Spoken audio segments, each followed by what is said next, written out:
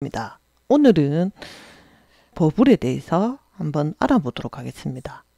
지금 주식시장이 많이 조정을 받고 있습니다. 그래서 주식을 어떻게 해야 될지, 그리고 내가 부동산을 어떻게 해야 될지 많이 고민들 하고 계실 거라 생각합니다. 그래서 그런 내용들에 대해서 경제버블이라는 내용에 대해서 오늘 다뤄보도록 하겠습니다. 구독과 좋아요는 저에게 힘이 됩니다. 여러분들의 많은 성원 감사드리고요. 1만 명을 향해서 열심히 달려가도록 하겠습니다.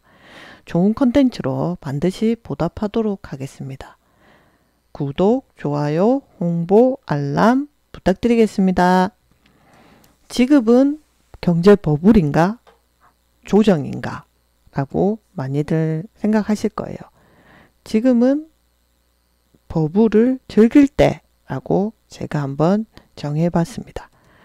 지금은 버블을 즐길 때다 라고 저는 보고 있는데, 버블 경제, 경제버블이라는 거는 실물 경제의 경제 성장 이상의 속도로 자산 가격이 상승하고 있는 상태입니다. 실물 경제가 성장하는 속도보다 자산 가격이 상승하는 속도가 더 크죠.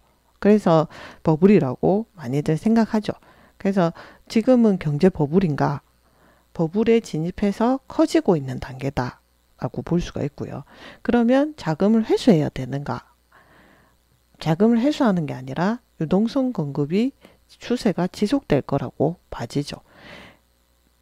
바이든 정부가 지금 들어서고 나서 연준에서 이제 1.9조 정도를 이제 유동성 자금으로 이제 풀 거다라고 하고 있고, 3조에서 4조를 더 풀 거다라고 하고 있습니다. 그래서 유동성 공급 추세가 계속 지속될 거라고 보기 때문에 지금은 버블에 진입해서 커지고 있는 단계이긴 하지만 이 버블을 즐겨야 될 때다.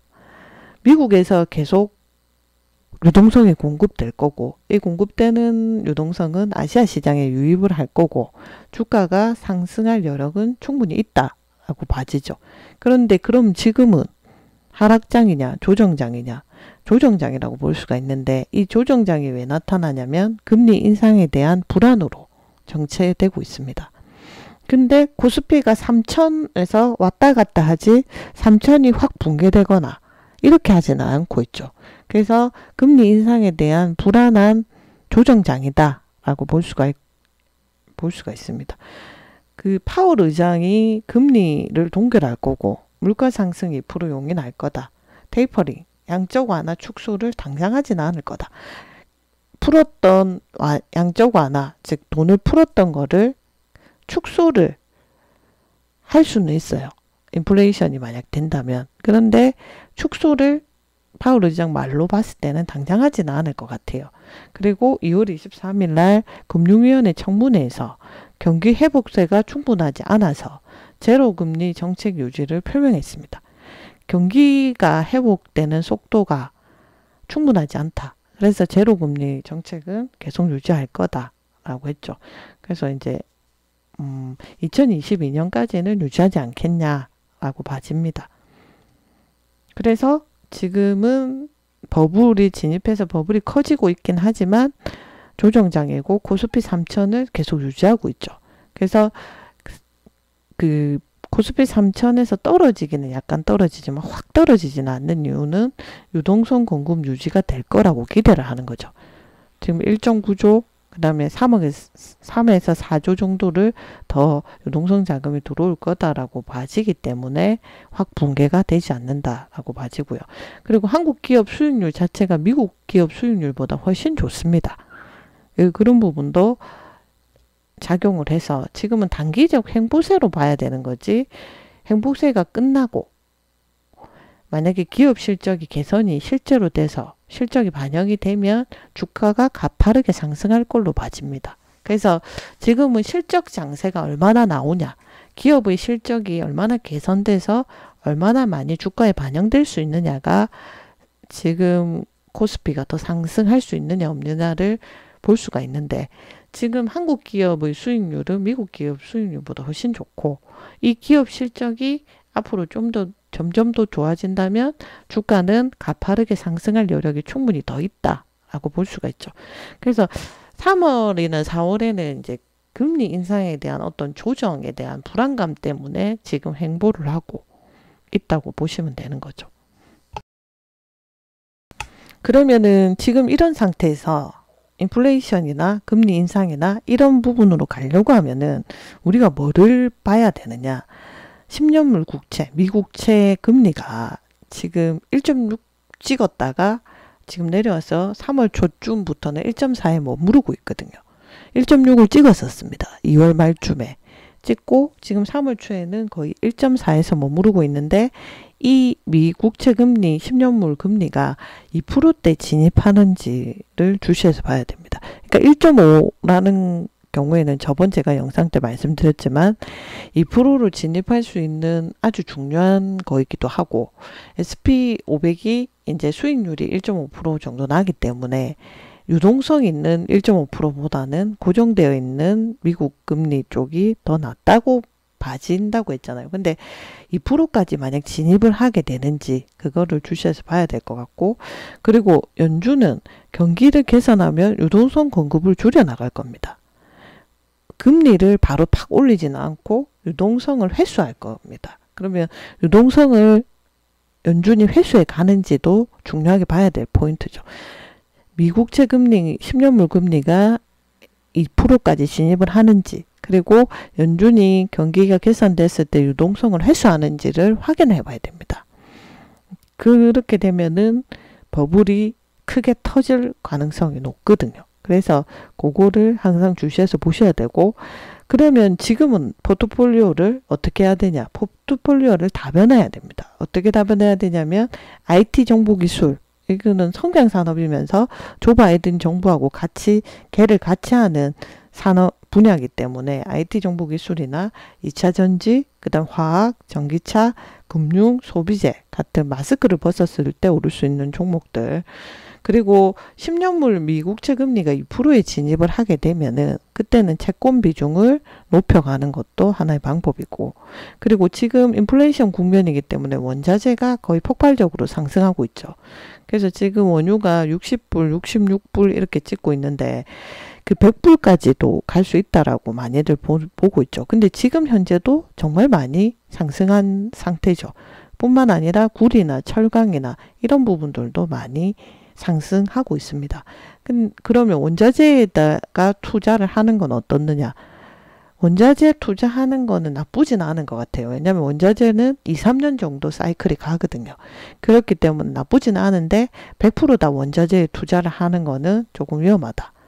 왜냐하면 중국 경기가 개선이 되고 중국이 원자재를 얼마나 소진해 주느냐에 따라서 원자재 가격 상승이 달려있기 때문에 그 중국 경기도 보시는 것도 중요하죠. 그래서 원자재에 투자해서 2, 3년 가져가겠다. 너무 원자재는 장기로 가져가기보다는 원자재에 투자해서 가져가는 거는 나쁘지는 않은 것 같아요. 투자하시는 거는. 근데 많은 금액 말고 그 포트폴리오의 한 부분, 한 부분을 투자하는 거는 나쁘지 않다고 봅니다. 그래서 지금은 버블에 진입해서 버블이 커지고 있는 단계긴 하지만은 유동성의 지속적인 꾸준한 공급이 있을 거로 보기 때문에 금리 인상에 대한 불안감으로 지금 행보하는 국면이다. 그런데 기업의 실적이, 우리나라의 실적이 좋고 유동성이 지속적으로 공급될 확률이 높기 때문에 주가는 더 상승할 여력이 있다라고 봐지는 거죠. 그래서 포트폴리오를 다변화해서 마스크를 벗었을 때 할 수 있는 종목들, 그리고 IT 종목들, 2차 전지, 반도체, 그리고 화학 이런 쪽의 것들을 이렇게 그 포트폴리오의 전기차 부분이라든지 이런 부분들을 다변화할 필요가 있고, 그리고 이제 10년물, 미국채 10년물이 2%대 진입을 하면 채권 비중을 높여가는 것도 하나의 방법이고요. 그리고 원자재에 투자하는 일부분을 원자재에 투자하는 것도 괜찮은 방법인데, 원자재에 투자할 때는 중국 경기가 개선되고 있는지 한번 체크해 볼 필요가 있다라고 보시면 될 것 같아요. 그리고 역대급 버블, 그리고 나서 2022년까지는 그 방금 제가 말씀드렸던 버블을 즐기면 될 것 같은데 2023년이 되면 역대급 버블이 올 겁니다. 그러면 그럴 때는 그럼 내 돈은 어떻게 지켜야 되는지 궁금하실 거예요. 2023년도에 역대급 버블이 올 것 같은데 그 버블이 오는 신호를 지금 보자면은 작은 신호에서는 10년물 금리 국채 금리 자체가 지금 2% 가까이 1.4%에 3월 초에 머무르고 있지만 2% 가까이 가고 있고 그리고 원자재 가격도 지금 많이 상승하고 있잖아요. 원유라든지 꿀이라든지 철강이 지금 많이 상승하고 있고 그리고 유동성에 대한 버블들 그러니까 이게 양적 완화에 대한 버블들로 인해서 지금은 주식시장 같은 경우에도 많이 돈의 힘에 의해서 자산이 상승하고 있는 구조죠. 그것도 하나의 버블이라고 볼 수가 있는데 내년에 이제 지금 백신을 맞고 있는데 백신을 맞으면 어느 정도 면역 체계가 생기겠죠. 그러면 마스크를 벗을 게 내년쯤에 만약에 마스크를 벗을 수 있다고 하면 이때까지 억제됐던 여행을 가고자 하는 수요들 그리고 또 소비하려고 하는 수요들이 폭발할 겁니다. 그렇게 되면 이게 버블이 세 개가 한꺼번에 이렇게 맞닿으면서 터지게 되는 거죠. 그래서 여러 가지 버블의 신호들이 한꺼번에 역대급으로 팍 터지는 시기를 2023년이라고 보는 거죠. 그래서 지금 아까도 말했지만 지금 주목해야 될 거는 미국채 10년물 금리가 2%대 진입하느냐 그리고 연준이 유동성을 걷어들이느냐 회수하느냐 그러니까 돈을 풀었던 양적 완화를 풀었던 거를 걷어들이는 모습이 오면 버블이 붕괴될 그러니까 버블이 역대급으로 올 확률이 높은 거죠. 그래서 그런 부분 그리고 금리 인상하는 부분 이런 것들도 체크를 한 번씩 해보시고 이런 버블이 한꺼번에 왔을 때는 조심해야 됩니다. 그래서 버블이 만약 온다면은 부동산 버블이 먼저 올 겁니다. 오고 그 다음에 이제 주식 버블이 올 건데 부동산 버블이 오게 되면 지금은 공급이 이사 부동산 대책을 발표는 했지만 그게 실제로 지어지는 데는 시간이 많이 걸리잖아요. 그리고 정권이 바뀌면 그 정책이 어떻게 될지도 모르고 그렇기 때문에 이제 공급이 부족하다 보니까 지금은 그리고 이제 유동성에 의해서 부동산이 거품이 끼어서 지금은 가격이 많이 상승하고 있잖아요. 근데 이사 정책을 이제 발표하고 나서 우리나라 같은 경우에도 거래량이 줄고 그리고 금액이 이제 조금씩 낮아지는 내려가는 추세로 가고는 있다고 합니다. 그런데 지금은 공급이 부족한 상태라서 내년까지는 가격이 오르지 않겠나 라고 보고 있고요. 그리고 이제 2023년에 먼저 부동산 버블이 오지 않겠냐. 근데 부동산은 안전자산이 아니고 위험자산이죠. 왜냐하면 현금을 쉽게 부동산을 쉽게 현금화하기가 힘듭니다. 그래서 유동성 그러니까 내가 현금화하고 싶어도 그게 현금화하기가 힘든 게 부동산이기 때문에 위험자산으로 많이들 봅니다. 그런데 우리나라 같은 경우는 부동산을 그러니까 생필품 그러니까 내가 들어가서 사는 하나의 생필품으로 보는 경향이 강한데 부동산을 투자 가치로 봤을 때는 위험자산 그리고 현금화를 하기 힘든 자산은 위험자산이죠. 그래서 부동산 같은 경우에는 가격이 떨어지기 시작하면 와서 살 만한 사람이 없죠. 그러면 현금을 못 만듭니다. 차라리 주식은 낮은 가격이라도 팔 수가 있는데 그래서 주식이 부동산보다는 위험자산이 아니죠. 부동산이 훨씬 더 기간을 봤을 때도 상승률도 워낙 높고 그래서 이제 부동산 버블이 먼저 오고 그 다음 주식 버블이 오지 않겠나 라고 생각이 들고요. 그러면 버블이 만약 발생했다. 그러면 내 돈을 어떻게 지켜야 되느냐. 우선 부동산 같은 경우에는 팔려고 하시는 분들은 2022년까지 부동산을 매도하는 게 좋을 것 같아요. 왜냐하면 2022년까지 상승 여력이 충분히 있거든요. 근데 살려고 하시는 분들은 지금은 살 때가 아닌 것 같아요. 왜냐하면 지금 이사정책 이후에 부동산 매매 거래량이 많이 축소되었고 그리고 가격도 많이 좀 이렇게 약간 떨어지는 그게 일시적일지 장기적일지는 지켜봐야 되겠지만 떨어지는 추세로 가고 있거든요. 근데 만약에 2023년에 버블이 온다고 하면 부동산 버블이 오면 가격이 보통 이때까지로 봤을 때는 한 40% 정도 빠지거든요. 그러면 그때 사는 게 낫겠죠. 그래서 매수자 같은 경우에는 지금은 살 때가 아닌 것 같아요. 지금도 아니고 내년도 아니고 2023년에 버블이 왔을 때 하락하는 부분을 지켜보다가 사는 게 낫지 않겠나라는 생각이 들고요.